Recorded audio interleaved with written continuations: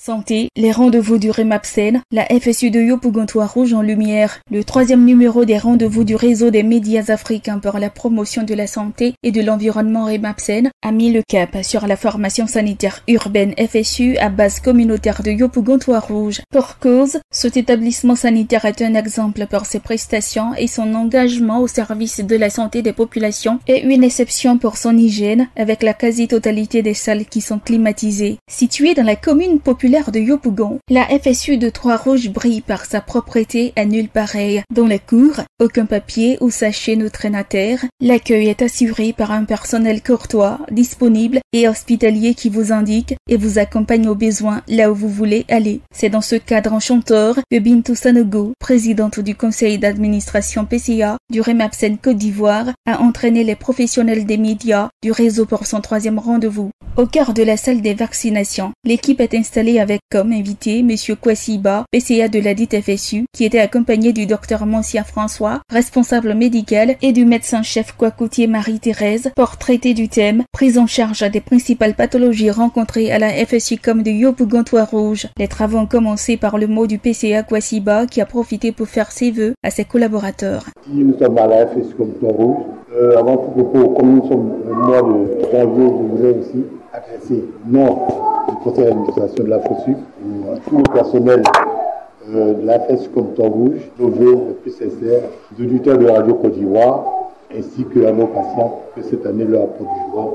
À la suite de ces salutations, le PCA a présenté les prestations de la FSU dont il a la gestion. Selon lui, 150 526 adultes, 12 394 enfants et 12 412 cas de mise en observation ont pu être traités et consultés à la FSU de Trois-Rouges pour l'année 2024. Pour les activités pandémiques, 24 584 personnes y ont été dépistées positives au paludisme, 39 810 dépistées au virus de l'immunodéficience humaine VIH, dont 626 cas positifs et 4126 dépistés pour 825 cas positifs à la tuberculose. Des chiffres alarmants, mais qui démontrent l'efficacité de la FSU de Trois-Rouges. Le docteur François Moncia a résumé l'activité du jour en quelques mots.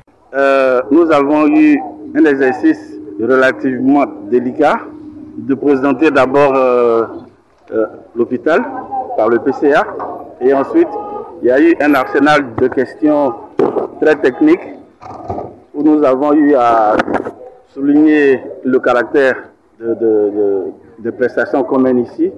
Le plus souvent, c'est des prestations qui concernent les maladies en ambulatoire, haute paludisme, les rhinobronchites, etc.